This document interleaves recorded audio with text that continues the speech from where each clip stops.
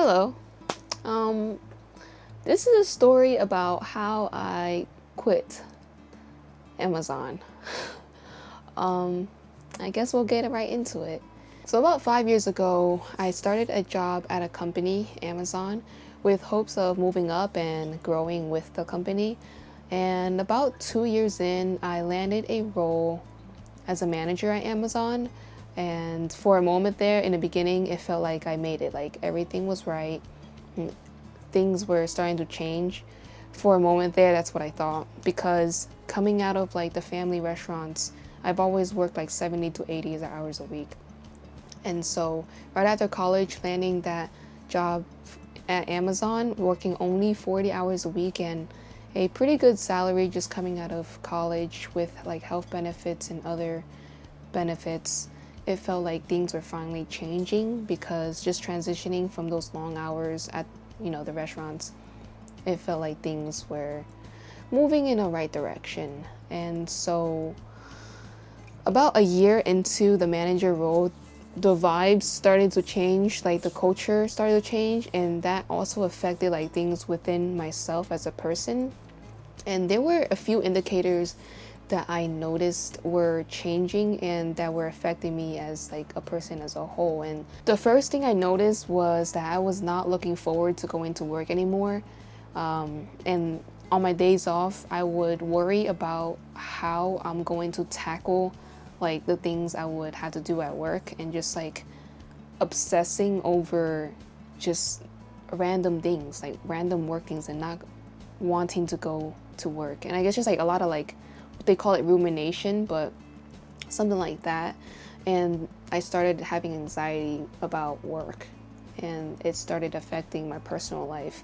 And the second thing, I am a little bit embarrassed to admit, but I did go seek therapy, and my doctors ran like tests on me, and he did come back and told me that I had depression and anxiety.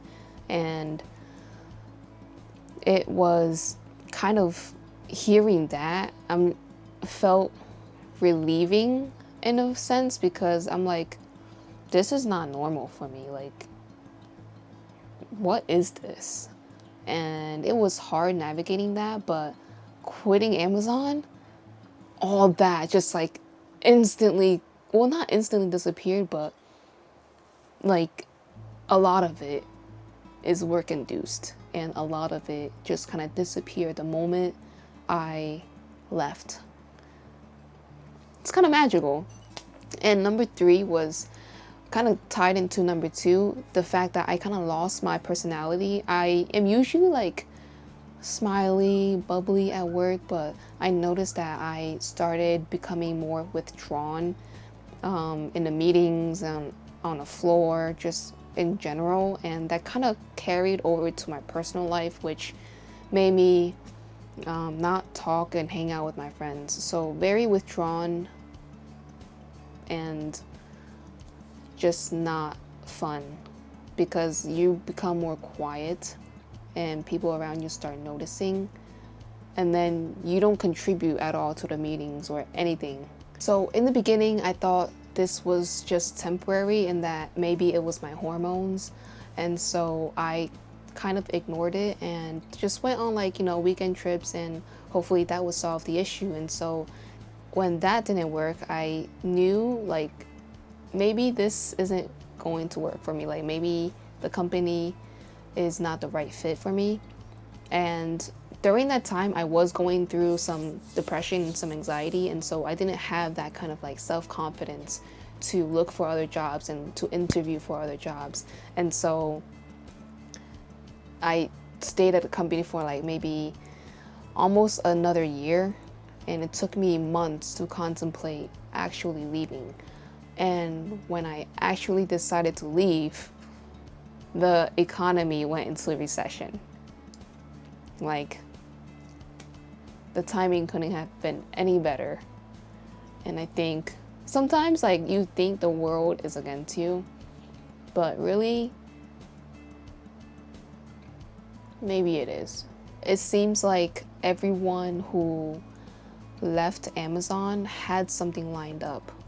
And so because I didn't have anything lined up, I was kind of forced to stay at Amazon. And the reason why I didn't have anything lined up was because like all that anxiety and depression kind of like prevents you from interviewing at other places because you don't have that kind of confidence. So I left Amazon without a solid plan of what I'm going to be doing for a living, but over like the past 5 years, I have been saving pretty much a lot of money in case something like this happens to me. So I do have like a safety net for now until I find something else. I am in school right now for like a career shift change. I was going part-time, but now I am deciding to really focus on school and using this free time to pursue like hobbies, and also picking up on my old hobbies, which I never had the time or energy to when I was working. And so that's going to be fun. And also, since it's summertime now, we'll be spending a lot more time outdoors, because when you're working at Amazon, you don't see the sun, and it just feels good to feel the sun on like a Friday afternoon or a Tuesday morning. I think working at Amazon, like, you don't get the amount of outdoor time as you would like.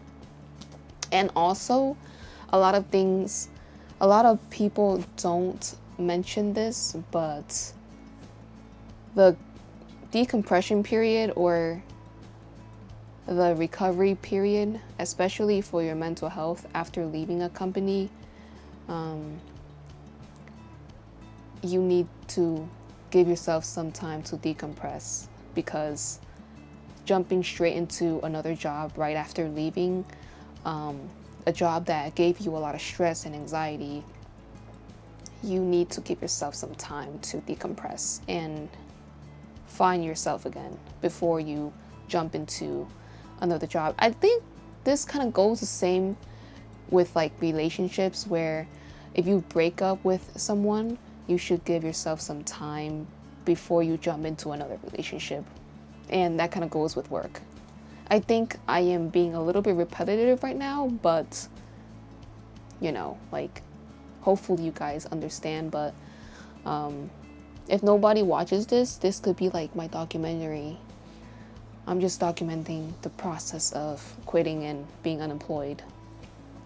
And even though I'm not going to put everything in a storage unit and move to like Vietnam or the Philippines, I will be enjoying my time in New York City, where everything is convenient, but you pay for that convenience. You pay for that convenience. I'm not going to do another retake on this video because I'm thirsty. But yeah, I think more videos of me documenting my process will come, and this is going to be fun, I think.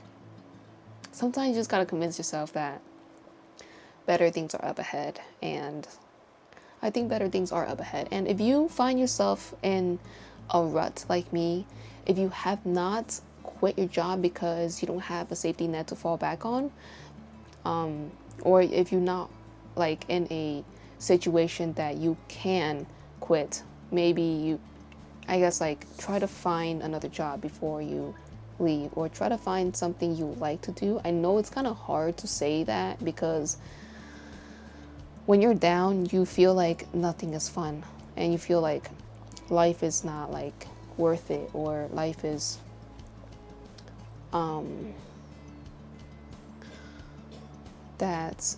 life is unfair. Just remember that there will be good days and there will be bad days. And sometimes the bad days outweigh the good, but sometimes the good do outweigh the bad. And if you're working right now, an iced coffee sometimes will solve bad things. But yeah, that's it. If you are watching until the end, thank you for watching. If not, hopefully you have a good day, and hopefully you don't have anxiety going into work like me. It's not fun. Dude, oh my god, I burned through so much PTO before I left. It was it was a good feeling. Maybe you should use some PTO. Don't save all that PTO. Just use it. You know, like, don't use it all. Don't drop it all on one vacation. Use it like, you know, every other week, or, you know, take a Friday off, or, you know, leave early. Yeah. I tried doing that before I left, but like I ran out of PTO and I'm just like, what do I do now? And so I went on a leave of absence, like a medical leave of absence, and it was like godsend. It was, and then I had to come back to work. And the first day I got back to work, I bawled my eyes out before the shift started. And so I'm like, this is not for me. And so I applied for another leave of absence that same night. And I've never been back since. Anyways, that was the insider story. That's it.